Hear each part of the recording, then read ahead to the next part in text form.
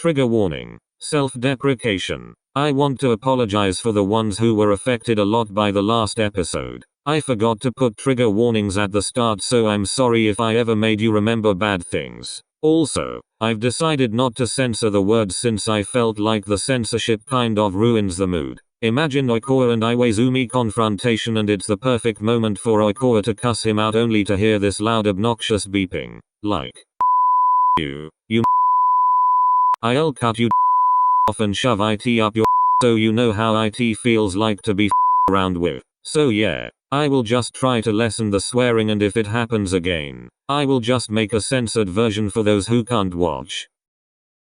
Disclaimer. None of the songs, including intro, artworks, including thumbnail, or characters in the video are mine. This is not an accurate portrayal of the characters. This is not a defamation of character either. This is only for entertainment. Warning. Foul language, grammatical mistakes, typographical errors.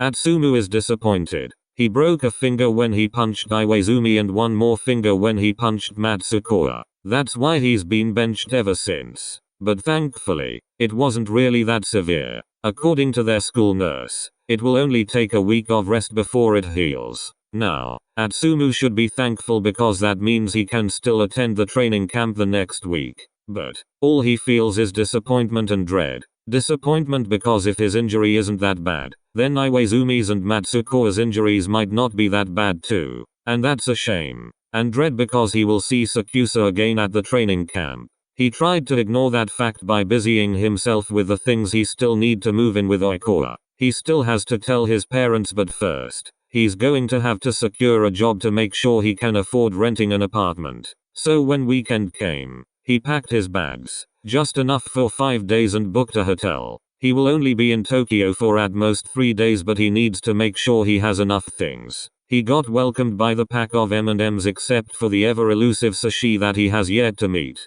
He raised an eyebrow at them, confused as to why they all decided to come and get him from the train station. Before he could ask though, he was attacked by a hug. Atsumu could feel his eyes water as he melted in Oikoa's embrace. Atsumu embraced Oikoa as tight as possible and Oikoa kissed the side of his head as they slowly released each other. The others just watched them happily. Why do I feel like I was overseas for years and you all came to get me from the airport? A series of chuckles spread through their group. Then Midorima reached for Atsumu's bandaged hands with a frown, diverting everybody's attention to it. Atsumu, what is this? My hand? Atsumu answered, as the others all fixed him with a deadpan look. I can see that. Why is it bandaged? I may or may not have punched you, Douge. Atsumu mumbled the last part so no one understood. What? Atsumu exhaled then spoke clearly. I punched a tree. They all raised an eyebrow. A tree? Yes. 2 trees actually. Right. And why exactly did you punch a tree? They were talking shit. The trees were talking shit? Yes. Actually there were 5 trees that were talking shit. I was only able to punch 2. Such a shame. The others were all looking at him with exasperated expressions, except for Akakuro, who were just smiling amusedly at the scene, and Takao laughing loudly at the side. They were very hard walls. Yes, very hard. And thick. Don't forget thick. I had a fun time beating them up. Ayo mine. Dirty-minded as ever. Snorted as he spoke. Atsumu-san, are you sure you're not talking about dicks? Well, I don't see much difference between them and a PP except that PPs can actually give people pleasure. A moment of silence. Then loud, booming laughter. Ha ha ha ha, holy crap. I don't know who pissed you off, but damn ha ha ha ha. As the others all laughed, Oikoa gave him an unamused look while Atsumu just shrugged. They deserved it. Promise. Oikoa stared at Atsumu for a few more seconds before releasing a long-suffering sigh. You know what? We should get you settled in. Where are you staying? Oh, I booked a hotel. What? Atsumu looked at Midorima, confused at his sudden outburst. I booked a hotel? Oh, I thought you would be staying with me. Midorima muttered as he looked away with a blush. Atsumu's expression softened. You already did so much for me, Ruru. I don't want to bother you anymore. It's really fine with me, Atsumu-san. I'd feel worse knowing that I let a friend pay for his accommodation. PFFT. You're so formal. If you missed me, you could have just said so. Midorima's entire face turned red as he stuttered out incoherent sentences. Atsumu giggled. Fine. Can I stay with you, Ruru? Midorima's blush didn't subside, but his expression turned serious, trying to convey as much honesty. Of course, Atsumu-san. Atsumu smiled at him. I'll just cancel my hotel room then. As Atsumu made the call, Midorima watched him with a fond smile. Takao and Momoe were whispering with each other as they glanced at Midorima. Aomine, Kise and Kagami were laughing silently at him. Kuroko and Akashi was watching him, Midorima, with rapt attention, amusement shining in their eyes. Oikawa was just confused, realization slowly entering his mind. After dropping off Atsumu's things at Midorima's apartment, they all immediately went to Kise's modeling company because both Atsumu and Oikawa wanted to get it over with. Miri greeted them with that deranged and manic smile at the entrance again. Did all of you seriously have to come? We're here for moral support, Core babe. Why didn't I get a moral support group when I started? That's because you were already a model before we even met you, Rio. Oh right, ahehe. Aomine rolled his eyes fondly at his boyfriend before squeezing his waist. Welcome. Miri led them inside the company. Okay, so first things first. Hi, I'm Miri, Kise's manager. The others all introduced themselves to her, with Kuroko almost giving her a heart attack. Now that that's over with, let's proceed to the meeting room while I give you an overview of the company. They entered a huge elevator that was able to fit all of them. Then Miri began her speech. Okay, so Natu Real is the top modeling agency in the world. Why? Because we're unique. While other companies all advertise this perfect beauty to the world, we introduce real beauty. The CEO received a lot of backlash as well as doubts when it was just starting. There were many trolls out there saying the modeling world works because the models are good looking. Not just normal good looking, but because they give these unreachable vibes that a lot of people aspire to be. You're going to fail, blah blah blah, things like that.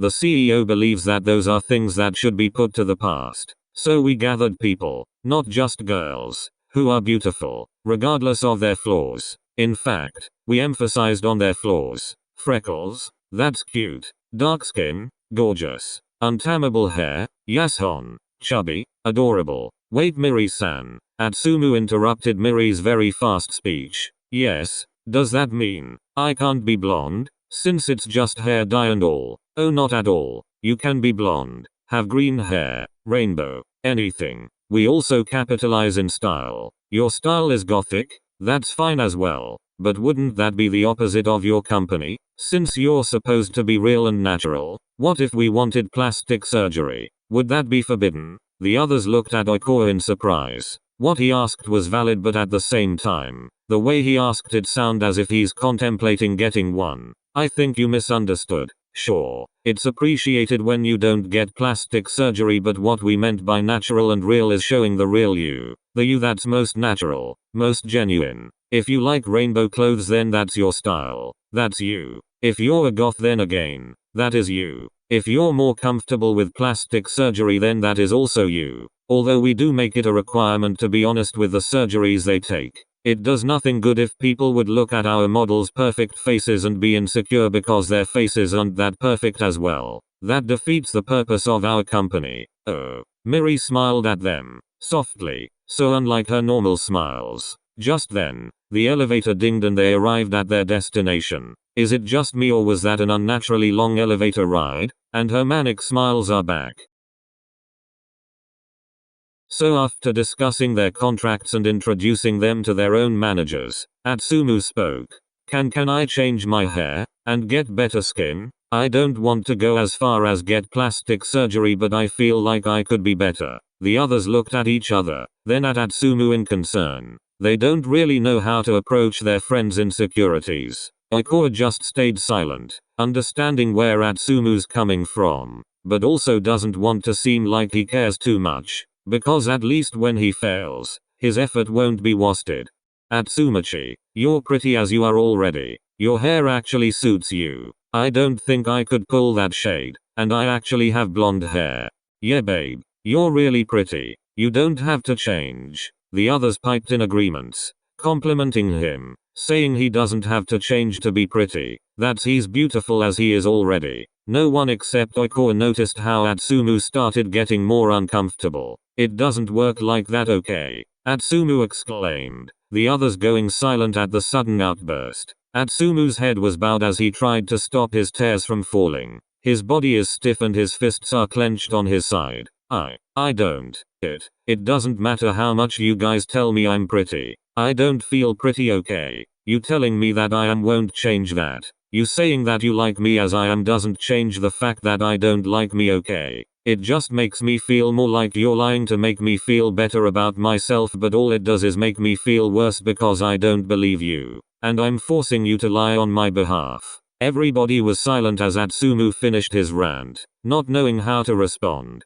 Oikoa was pressing himself into Kagami's side, trying to hide. Atsumu-san. Midorima trailed off. Ayumi, Atsumu's manager, wanting to clear the air, piped up, well, we do have stylists as well as our own dermatologists for our models. If you want, we could go to them now so we can find out which skincare product suits you best. And if you re-up to it, we could give you treatments right now. No major ones like cosmetic surgery, just a facial. Then we can go style your hair if you want. And don't worry, everything is free. We want the best for our models after all. Atsumu looked up from his place. Really? Ayumi smiled kindly at him. Of course. Atsumu nodded, then looked at Oikoa. Koa, come with me please. Oikoa agreed, taking Atsumu's hand as they are all led into the clinic. Oikoa is reluctant to go, not because he doesn't want to but because he feels like he'd be judged if he goes. They'll call him vain for wanting to be prettier.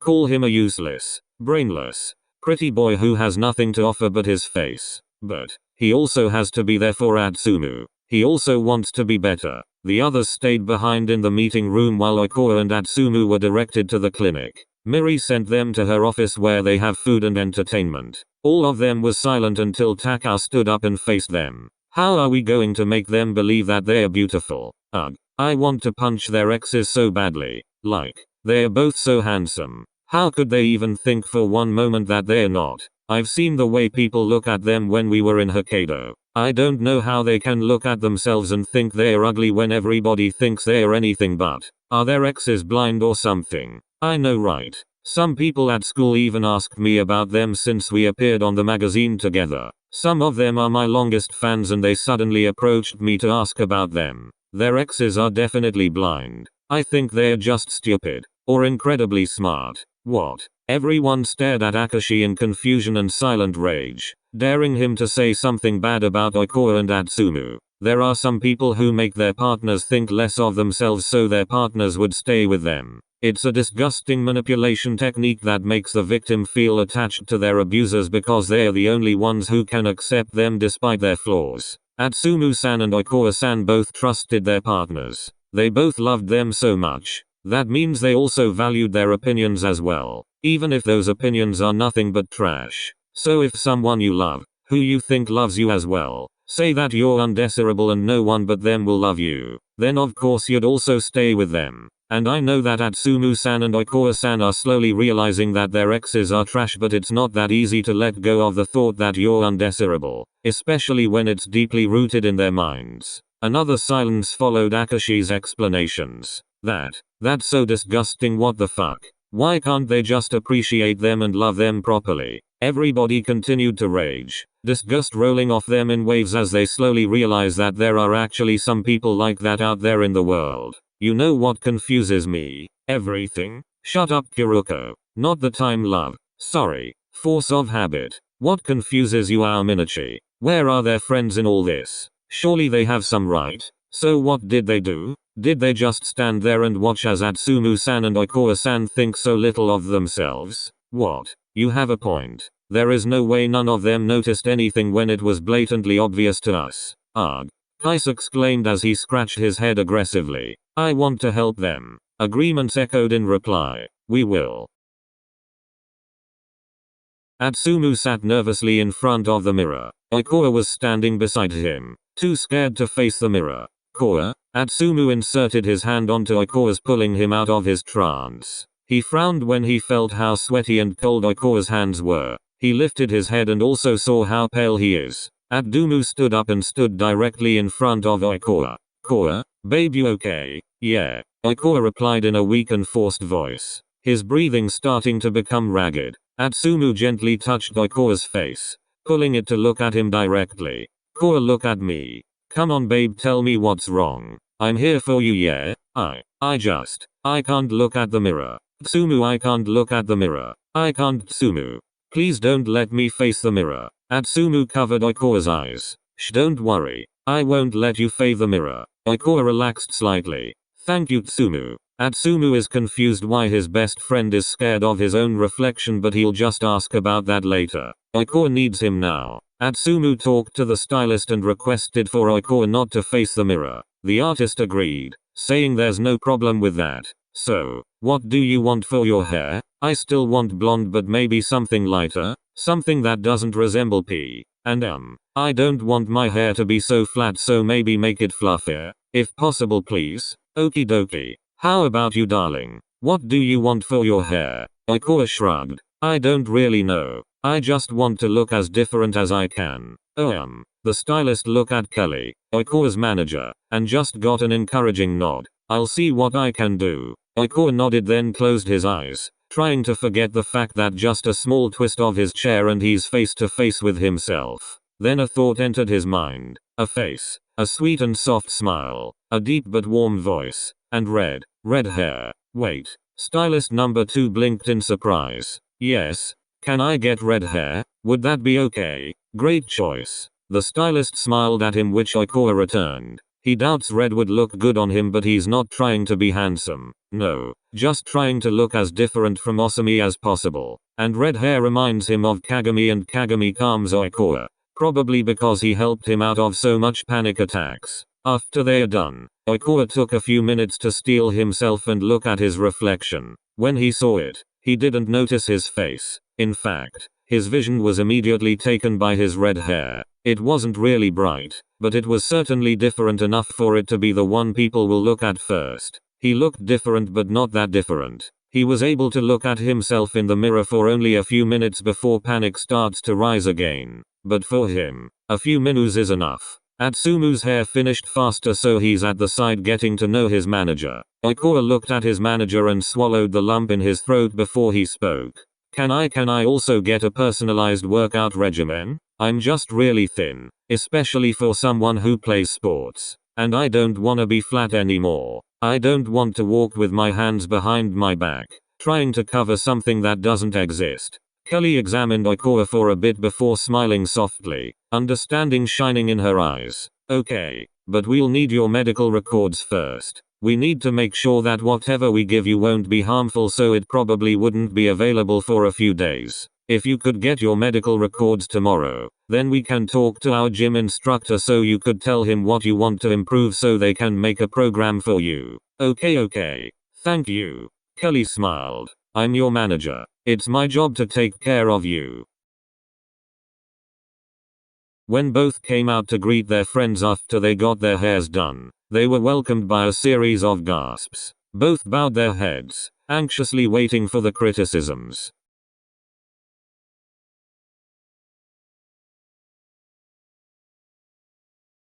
Oh my god, you're both so pretty, loudly crying face. Red heart. They lifted their heads, eyes wide in surprise as the other all fawned over them. Oh my god, they suit you so much. Babe, so pretty. The three played with their hairs. I'm simping. Is it bad that I'm simping? No, I'm simping too. Aomine cast a cautious look at Akashi, scared to see his reaction at Kuroko's simping for someone else. I can't blame you, love. They are both incredibly pretty. They both blushed. Oikoa bowed his head again while Atsumu smiled as he looked away, this time out of shyness as well as to hide their teary eyes. They both feel overwhelmed and embarrassed at the compliments they are receiving. Kagami, who was silently staring at Oikoa in awe, stepped forward and the others all parted like the ocean. He stood before Oikoa as Oikoa shyly looked up. Hey Mr. Kitty Cat, how do I look? Kagami swallowed before speaking, his voice hoarse. Beautiful. Oikoa smiled. It suits you better than it suits me. And my hair is naturally red. Oikoa giggled. Thank you. Midorima on the other hand, can't even move much less speak. He's just staring as a blushing Atsumu smiled widely, his mouth open to show his fangs, happy to see his best friend receive the praise he deserves. Everyone missed the whisper of awe that came out of Midorima's mouth. Gorgeous. Ikuo and Atsumu agreed that they are going to rent an apartment or a house in Hyogo. They chose there because Atsumu was still a student and he has to go to school early. Ikuo also has to go to his therapy, so he's planning to transfer to a doctor in Osaka. He doesn't really have to go early in the morning unlike Atsumu, so he can afford to take the 30-minute train ride. Atsumu would be responsible of finding a cheap but comfortable apartment so they could move in the next weekend, just before Atsumu can go attend training camp. The others also offered to help them buy their furniture and help them set up their home. But Ikuo has another problem. He took a slight break in his therapy because he wasn't ready to go back to Miyagi yet. But since he has to go get his medical files not only for his workout routine but also for his new doctor, he has to. And yes, classes has started again. And his family is probably home now. But he's still scared. He doesn't know how he's going to react seeing his house filled with so much memories of him and Iwaizumi. He also doesn't know how to face Iwaizumi's parents considering they live just right next door. But he has to. But just thinking about it makes him want to puke. Ikuo-san? Ikuo looked at Kagami, who was looking at him with a concerned frown. They were both in the kitchen right now. Kagami making dinner and Ikuo just standing there for support since his hand is still injured. Is there a problem? Ikuo opened his mouth then closed it. He trusts Kagami, but that's also how he knows that if he tells him about his dilemma, Kagami would offer to go with him. And he can't do that. He's taken advantage of his hospitality already. But at the same time, Ikuo wants him there. He needs him there. Going to the place where he and Iwaizumi made most of their memories without Kagami to protect him is making him panic already. Plus, what is he going to do? Sneak out? In the end, Ikuo decided to tell him, I have to go back Miyagi tomorrow.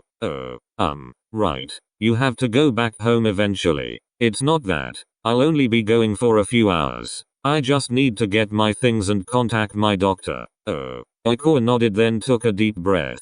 Before he can ask, Kagami already did. Do you want me to help you? Can you? I mean, you have a lot of stuff to do and I don't want to disturb you any further, but Ikuo-san. Kagami interrupted with a smile. I'd be happy to help you. You don't have to worry about bothering me because you never did and never will. Like I said, I like being by your side. Ikuo stared into Kagami's eyes, seeing the honesty there. He can't take his eyes off of them. There are just so many emotions in Kagami's eyes that Ikuo can't read. The moment was broken when Ikuo's phone, one that they just bought that day, rang.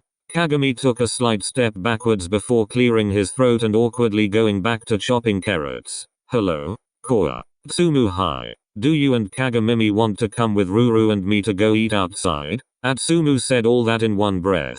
Ikuo squinted his eyes in suspicion. There's something off with Atsumu's tone. It only took him a few moments to realize that Atsumu sounded guilty and sheepish. He sighed. Tsumu, did you burn down Mido-chan's apartment? Ikuo heard 3 choked sounds. 2 from the phone and 1 from beside him. He cast Kagami an amused look while Kagami sent him an alarmed one. Ikuo put the phone on speaker. No. I totally believe you. Ikuo said, raising an eyebrow. Kagami was shaking his head beside him. Could you give Mido-chan the phone please? Atsumu sighed. Okay. The sound of shuffling, then Midorima's voice came through the speakers. Ikuo-san? Mido-chan, hi. Did Tsumu burn down your apartment? No. Well, not entirely. He just shared the ceiling. Ikuo laughed. Kagami whispered what the fuck beside him. What was he even cooking? He was boiling water for ramen? Ikuo doubled over laughing and so did Kagami. Hey, that's mean. Now you have to treat me food so I can feel better. Ikuo and Kagami were still wheezing. You can hahaha, you two can come here pffft Atsumu-san. I shit hahaha, I'm cooking food. HMPH. They could hear Atsumu pouting as well as Midorima chuckling slightly. Kagami and Ikuo heard a loud slap. Meanie Ruru. Hahaha, sorry Atsumu-san. Ikuo, realizing that his best friend might have slapped Midorima on his shoulder just like he normally does when he's excited or upset, laughed even harder. Kagami didn't know what happened except that Midorima was hit. That image was enough to make him collapse on the floor, laughing his ass off.